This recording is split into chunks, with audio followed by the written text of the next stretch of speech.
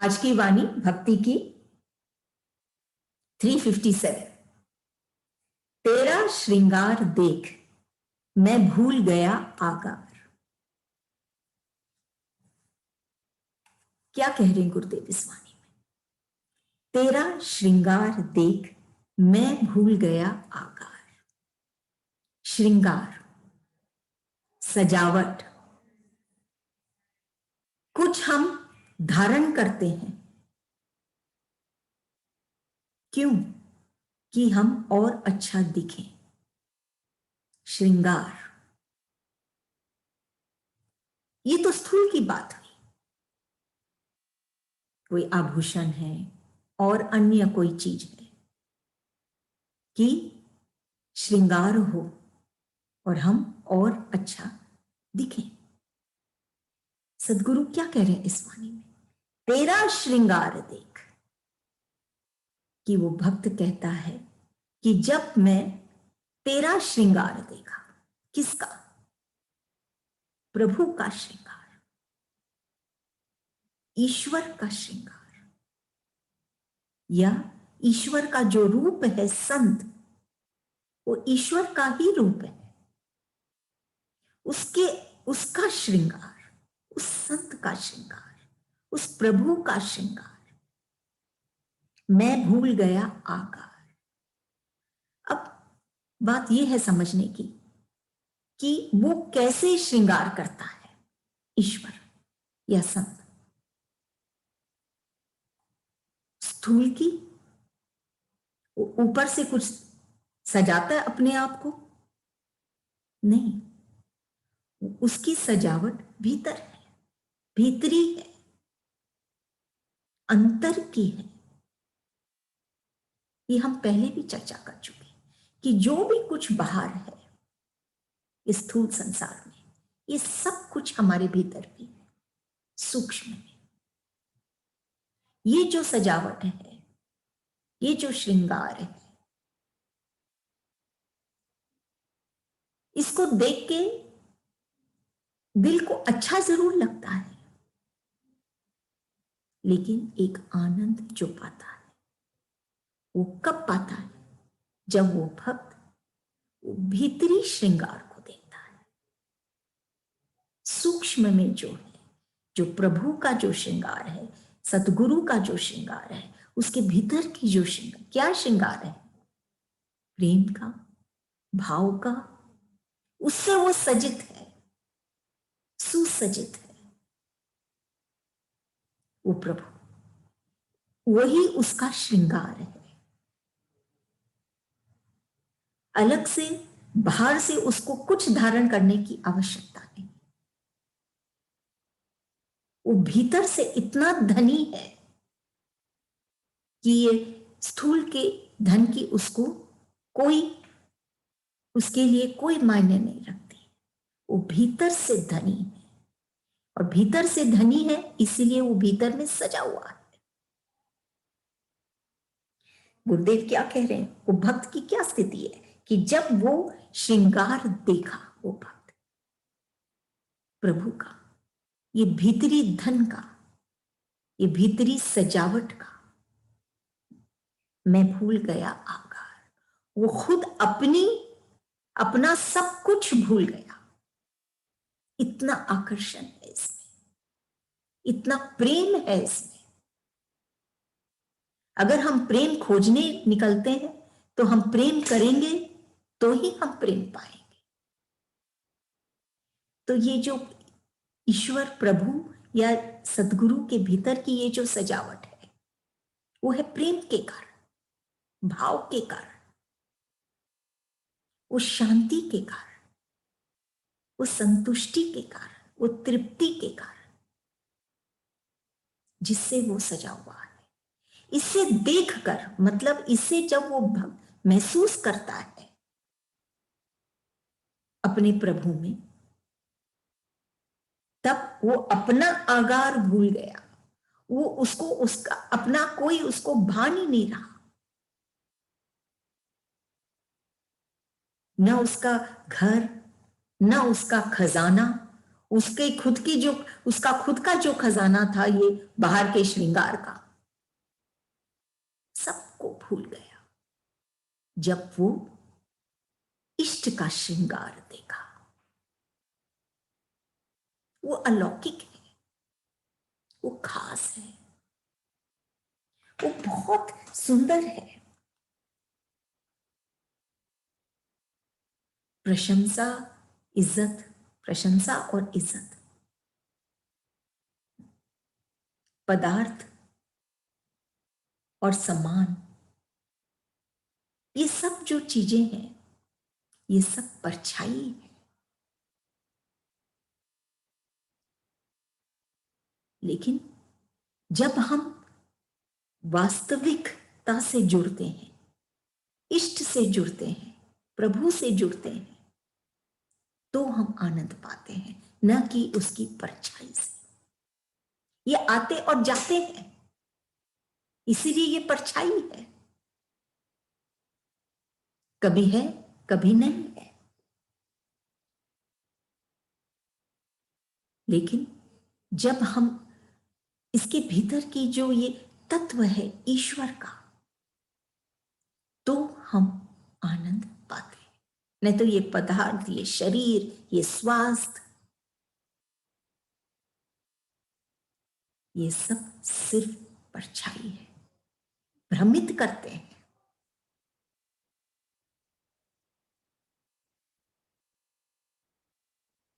ईश्वर भीतर की बात है, एक भाव है। जब वो भाव में जब वो सज जाता है, या उस भाव को जब वो महसूस करता है भक्त, और वही भाव ही वो प्रभु का श्रृंगार है, तब वो अपने आप को भूल जाता है। उसकी जो ये स्थूल का जो खजाना है उसको भूल जाता है, क्योंकि वो ये समझ जाता है कि ये सब तो सिर्फ एक परछाई है। वास्तव में और सत्य तो वो भीतर की भाव है, वो चेतनता है। ईश्वर भी चेतन है, लेकिन ईश्वर में आकार नहीं, कोई फॉर्म नहीं।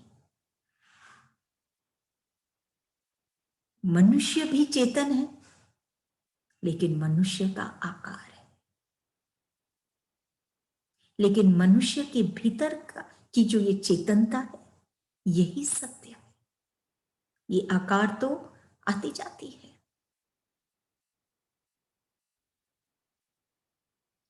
तो बदलती रहती है। खास बात है कि ये चेतन प्रभु को हम देखें, महसूस करें, तो हम अपने इस भ्रम को कि यही श्रृंगार है, श्रृंगार को हम समझेंगे कि एक्चुअली सजना क्या है। जब हम भीतर से सजेंगे, ईश्वर को देखेंगे, तभी हम ये सजना जानेंगे। श्रृंगार की बात, श्रृंगार एक बहुत महत्वपूर्ण विषय है। सब लोग सजना चाहते हैं, लेकिन एक भक्त जानता है कि क्या है जिससे वो सजेगा। तब वो अपना अपने अपने आप को भूल जाता है, वो अपने आगार को भूल जाता है। उसके पास जो है उसको भूल जाता है, क्योंकि वो तो असत्य है, परिवर्तनशील है। और वो फिर उस प्रभु के इस वास्तविकता से, ये प्रेम भाव जो सत्य है, उससे वो जुड़ जाता है, और फिर वास्तव में उसका श्रृंगार होता है। वो इतना खूबसूरत हो जाता है, इतना सुंदर हो जाता है। उसके विचार, उसका व्यवहार, हर एक चीज इतना सुंदर हो जाता है ये भाव को पाके। जब वो अपने, इसमें जैसे लिखा है तेरा श्रृंगार देख, जब वो इसको देख पाता है अपने इष्ट में, महसूस कर पाता है, तब वो सच में सुंदर होता है। जैसे शिव के लिए कहा गया है कि शिव ही सुंदर है। क्यों? क्या बाहर से वो सजे हुए हैं? तो शिव सुंदर कैसे हुए?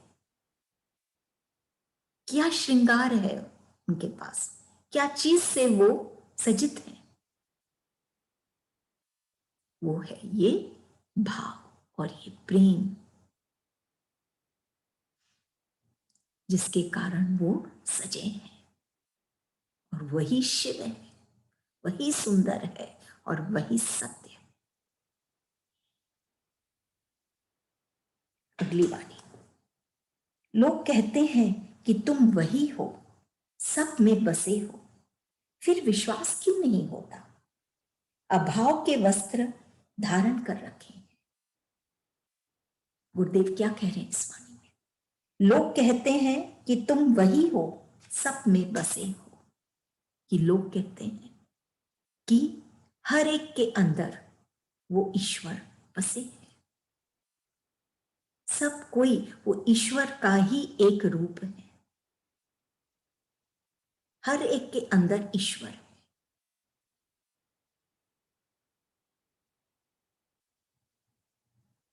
ईश्वर सब में है और सब में ईश्वर है। फिर विश्वास क्यों नहीं होता? फिर भी वो भक्त खोज रहा है ईश्वर को, उसको विश्वास ही नहीं होता कि उसके भीतर भी ईश्वर है, भगवान है, प्रभु है। उसको विश्वास ही नहीं होता। क्यों? अभाव के वस्त्र धारण कर रखे। क्यों नहीं होता? क्योंकि अभाव के वस्त्र, क्योंकि वो अभाव में जीता है, नेगेटिविटी में जीता है, अंधकार में जीता है, अज्ञानता में जीता है, इसीलिए अभाव है। अगर उसको ज्ञान हो कि कर्ता ईश्वर है और वो सागर जैसा प्रेम विशाल है, प्रेम सागर है, अगर ये चीज वो महसूस करे तो वो विश्वास क्यों नहीं करेगा? क्योंकि प्रेम विश्वास का एक धरातल है। बिना प्रेम के हम विश्वास कैसे कर सकते हैं?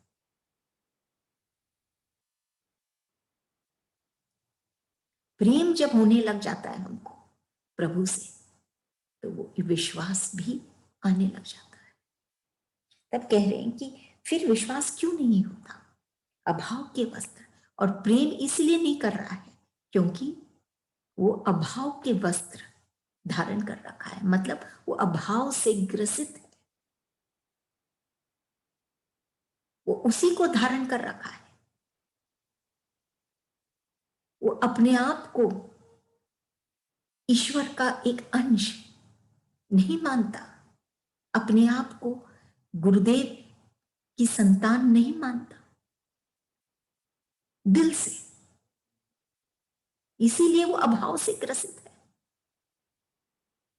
नहीं तो गुरुदेव तो कहते थे कि सब कुछ मेरे चरणों में छोड़ दे। सारा अभाव, अभाव क्या है? विकार, विकार ही तो अभाव है। ये अहंकार, ये लोभ, मोह, इसी के कारण ही तो अभाव है, यही तो अभाव है, ये विकार। और ये विकार कहां से शुरू होते हैं? हमारे विचारों से। जब हम अपने विचारों को देखने लग जाते हैं तो हमारी शक्ति बढ़ जाती है, और जब हम विचारों को स्वच्छंद छोड़ देते हैं तो हम कमजोर हो जाते हैं। विचारों पर विचार करें, जैसे गुरुदेव कहते थे। जब हम विचारों पर विचार करेंगे तो ये विकार को हम समझ पाएंगे और ये जान पाएंगे कि ये विकार के कारण हम कितना दुख पा रहे हैं। आज ये ईर्ष्या के कारण हम कितना दुख पा रहे हैं, न कि हम कुछ अच्छा पा रहे हैं।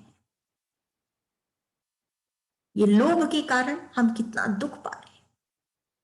यही तो अभाव है, मेरे पास नहीं है, कम है। कोई भी चीज हो, चाहे स्थूल का हो चाहे सूक्ष्म का। स्थूल का तो हर एक को उतना ही मिलता है जितना वो डिजर्व करता है और वो उसके लिए पर्याप्त है। अब वो और चाहता है तो ये उसका स्वार्थ है। और भीतर से सूक्ष्म का अगर हम बात करें तो उधर तो खजाना है, भरा हुआ है।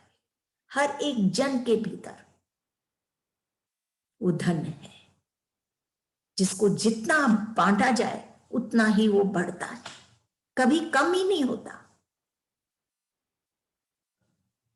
और कम नहीं होता और उसमें अपार शक्ति है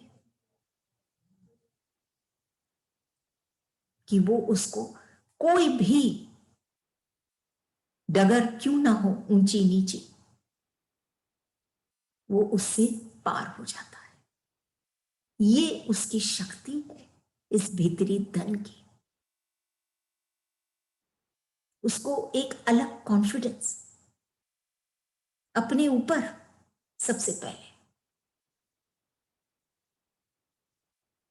और संसार के हर जीवन के हर पहलू उसको एक अलग ताकत देती है ये भीतरी धन। तो गुरुदेव क्या कह रहे हैं कि और ये भीतरी धन ही तो ईश्वर है। तभी कहते हैं कि सब कहते हैं कि तुम वही हो, सब में बसे हो, फिर विश्वास क्यों नहीं होता? एक संत जब हमारे समक्ष आता है तब हम कहीं ना कहीं हम अपने भी वो हमको दिखाते हैं कि तुम कितने अभाव से ग्रसित हो, जिसकी कोई आवश्यकता नहीं।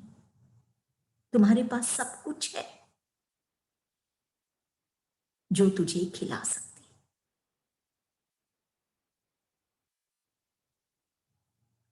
कमल नयन ईश्वर है और वही कमलवत नैन तुम्हारे भी है, बशर्त तुम कमल के जैसे, जैसे उसके नैन, उसकी जो दृष्टि है सिर्फ सूर्य की ओर होती है, वैसे ही तुम्हारी ये नैनों की जो दृष्टि है वो ईश्वर की ओर हो, प्रकाश की ओर हो, तो तुम भी वो आनंद पाओगे। कभी तुम अनुभव करोगे कि तुम में भी वो बसा है। फिर विश्वास क्यों नहीं होता? अभाव के कारण। ये अभाव का ये जो पर्दा है, ये जो आवरण है, पढ़त पढ़त एक एक बात हमको ढक दिया है, हमारे इस भीतरी प्रकाश को। ये अभाव के कारण वो कहीं ना कहीं छुप गया है, खो गया है। तो इसको खोजना भी है और इसके ऊपर का जो आवरण है उसको हटाना भी है कि वो छिपा ना रहे और हम उसको महसूस कर पाए, प्रभु को। तो ये अभाव का जो ये वस्त्र है, अभाव का ये जो हम जो धारण कर रखे अभाव को, जब तक ये नहीं हटेगा तब तक हम ये नहीं देख पाएंगे कि सब में वो ईश्वर है, खुद में भी और अन्य सब में भी। और ये अभाव को कैसे हटाया जाए? तो ये तो एक संत के चरण में जब हम बैठते हैं, उनकी गोद में जब हम बैठते हैं, उनके प्यार को जब हम पाते हैं, तो स्वतः ही उनके भाव को जब हम पाते हैं, तो स्वतः ही अभाव सारे मिटने लग जाते हैं, गायब हो जाते हैं और भाव बढ़ने लग जाता है। भाव जब बढ़ने लग जाता है तो अभाव अपने आप कम होते चले जाते हैं। तो लोग कहते हैं कि तुम वही हो, सब में बसे हो,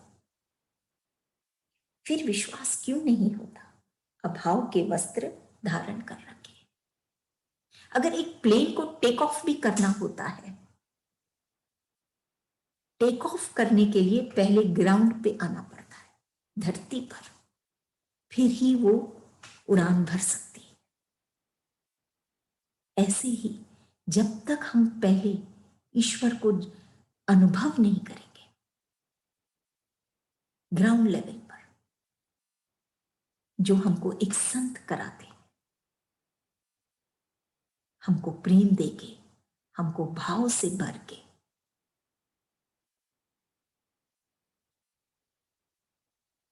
जैसे गुरुदेव के लिए सुनते भी हैं कि वो कैसे हाथ अंदर, जब वो घड़ा बना रहा है, वो कुंभकार, वो एक हाथ भीतर रखता है और बाहर से उसको ठोकता है, लेकिन वो भीतर का हाथ से उसको कष्ट नहीं पहुंचता, वो टूटता नहीं है वो कुंभ या वो गढ़ा जो वो बना रहा है। ऐसे ही जब एक गुरु हमारे भीतर में हमको धरते हैं, तब ये बाहर का ये सारा अभाव, ये सारे जो ठोकर हम जो खा रहे हैं, ये सब खत्म हो जाते हैं और हम कुछ बन जाते हैं। टूटते नहीं, बन जाते हैं, क्योंकि उनका हाथ है हमारे भीतर, हमारे साथ, हमारे सर पर, कि वो हमको गिरने नहीं देते।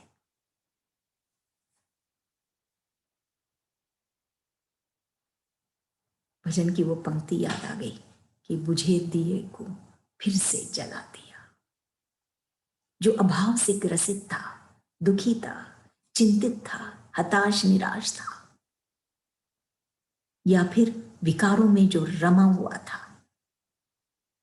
और खुद अपने भीतर को जला रहा था,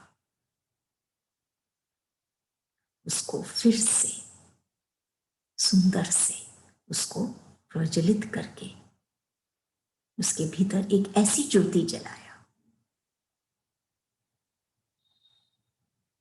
जो उसको ताप दे के जलाया नहीं, बल्कि गर्माहट से उसका पोषण किया।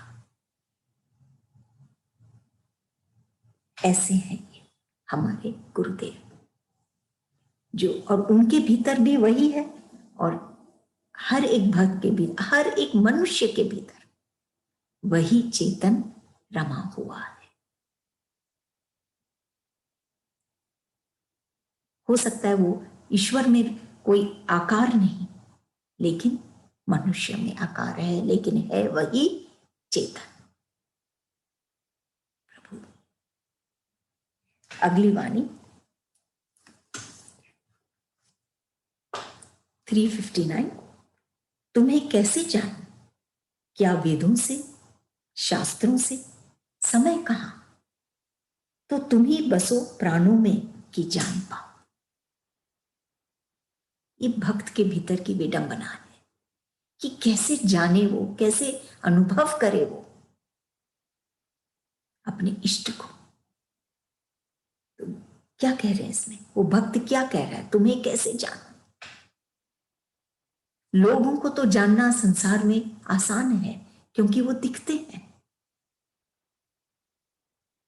ईश्वर दिखता नहीं, लेकिन है, ये बात भक्त जानता है।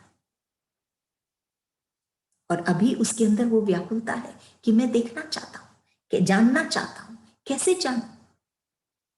क्या वेदों से, शास्त्रों से? क्योंकि वेदों में, शास्त्रों में प्रभु का ही गान है, प्रभु की ही बातें हैं, ईश्वर की ही बातें हैं। तो क्या उनको पढ़कर हम ईश्वर को जान सकते हैं? गुरुदेव क्या कह रहे हैं? समय का एक चीज ध्यान रखना पड़ता है कि समय निर्धारित है, और अगर वो भक्त बैठ के इन ग्रंथों का अध्ययन करेगा, उसमें समय बीत जाएगा, जानकारी होगी, लेकिन ईश्वर को फिर भी नहीं जानेगा। जानकारी आएगी, लेकिन फिर भी ईश्वर को नहीं जानेगा, जैसे वो भक्त जानना चाहता है, न कि जैसे वो ज्ञानी। समय कहा तो तुम बसो प्राणों में कि जान जाओ। इतने ग्रंथों को पढ़ने की आवश्यकता ही नहीं। वो भक्त कहता है ईश्वर से कि तुम बस जाओ मेरे प्राणों में, कि तुम्हें जान पाओ। अब बात यह है कि क्या ईश्वर हमारे प्राणों में नहीं बसते हैं? हाँ, बसते हैं। तुम ही बस जाओ, तुम ही बसो प्राणों में कि जान पाओ। तुम ही बसो प्राणों में। ईश्वर तो है प्राण में, हर एक के प्राणों में, लेकिन सिर्फ ईश्वर नहीं है, ये सारा संसार भी है। इसीलिए हम ये रहस्य को नहीं जान पाते, ईश्वर का रहस्य और ये संसार का रहस्य नहीं जान पाते। तभी वो भक्त कहता है तो तुम ही बसो, सिर्फ तुम बसो मेरे प्राणों में, और कोई नहीं, सिर्फ ईश्वर।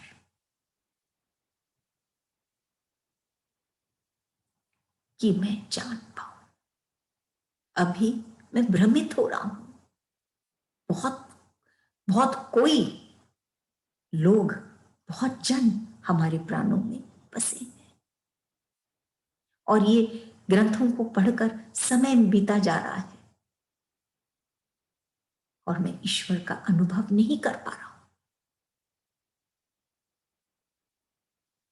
जैसे कहा गया है, अगर बोलना ईश्वर की पूजा है, जैसे पूजा हम करते हैं तो मंत्र बोलते हैं, और तो बोलना अगर ईश्वर की पूजा है, तो मौन रहना उनकी प्रतीक्षा है। जब हम मौन रहते हैं बिना बोले, जब हम मौन रहते हैं, तब हम ईश्वर की प्रतीक्षा करते हैं। सच में हम ईश्वर को पाते हैं।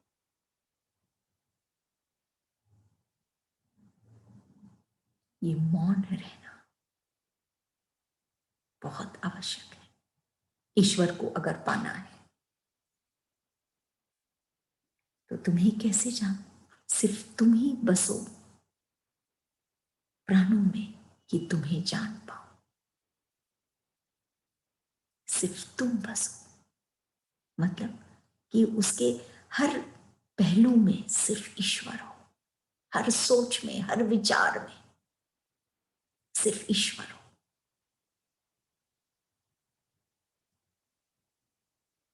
उसकी सारी वृत्तियां सिर्फ ईश्वर को देखें, ईश्वर का अनुभव करें। उसके प्राण में जो उसका अस्तित्व, अगर प्राण नहीं तो वो नहीं, ये शरीर नहीं, लेकिन ईश्वर तो है उसके भीतर। लेकिन सिर्फ ईश्वर हो तो बात बने। तो तुम ही बसो प्राणों में कि मैं तुझे जान पाऊं कि तुम कौन हो।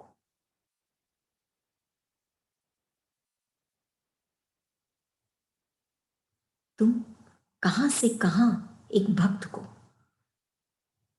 अमर बनाते हो, लेके जाते हो, अमर बनाते हो, अपना बनाते हो,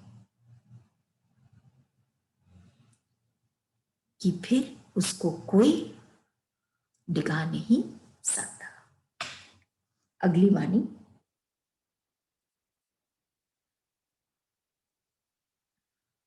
मिलन शांत अन्य भ्रांत। मिलन शांत अन्य भ्रांत। मिलन शांत, किससे मिलन? अपने प्रभु से। भक्ति की वाणी है, भक्त की स्थिति है कि जब मिलन होता है, मिलन कैसे होता है? इस शरीर का मिलन नहीं, इस स्थूल का मिलन नहीं, इस सूक्ष्म का मिलन है, भीतर की बात है। मिलन जब होता है, जब वो भीतर में अनुभव करता है अपने प्रभु को, तब जाके वो शांत हो पाता है। तब तक वो शांत नहीं हो पाता। मौन में वो ताप है कि जितने भी ये प्रलोभन है, सबको वो शांत कर सकती है। जैसे सूर्य के ताप से गंदगी मिट जाती है, ऐसे ही मौन में वो ताप है जो हर एक पाप को, हर एक विकार को, हर एक अभाव को वो गला सकती है, मिटा सकती है। उतनी ताप है ये मौन में। मौन बहुत कुछ बोलता है। मौन होते हैं तो हम ईश्वर से बातें करते हैं। मिलन शांत, ये जो शांति है, ये मौन की शांति, उसमें मौन होने के बाद ही वो जो शांति मिलती, जब वो ईश्वर से मिलता है। ईश्वर से मिलने के लिए उसको मौन होना पड़ता है। जब वो मौन होता है, ईश्वर से मिलता है, और तब जाके वो शांत होता है।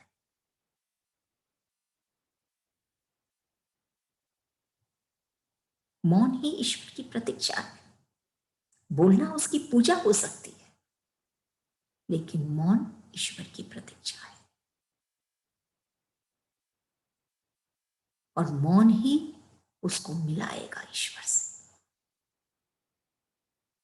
क्योंकि मौन में एक अलौकिक की, एक अलग ही निराली, क्या बोले, उसका अलग ही एक भाव है जो बोलता है। मौन की भाषा